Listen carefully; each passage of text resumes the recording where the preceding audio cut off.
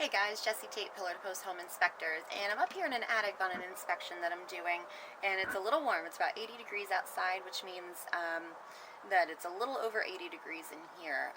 One of the things that we look for when doing an attic inspection is to see if it's properly ventilated.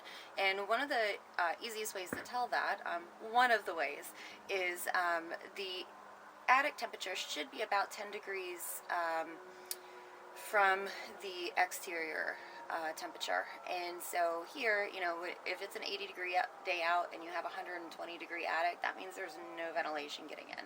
If you have one that's the exact same temperature, it means that there's too much ventilation and it's not actually insulating properly. So this one's actually pretty good. We're just about maybe 8 degrees warmer in here than it is outside. One of the other things that I look for is any mold or growth, bioorganic growth we'll call it, on any of the sheathing, the supports, anything like that. And you can see by looking around that there's none of that here, which is nice and clean.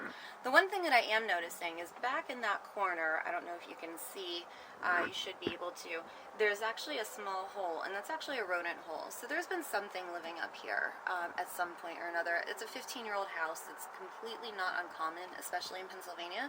So we do have signs of probably a squirrel, most likely, possibly a chipmunk. They love living in these areas, in the winter time. It's a nice, safe, warm place for them. I'm not seeing a lot of evidence, so I don't think there's a lot of them, or they might not be here anymore. You can also see that this substrate down here is cellulose insulation. It's a really good insulation. It kind of looks a little bit like sawdust, but it's actually like chewed up wood pulp and newspaper for the most part. There's other stuff mixed in there. But it's a good sound dampener as well as an insulator. So that's just a little bit about what I look for when I'm up here. So have a great day.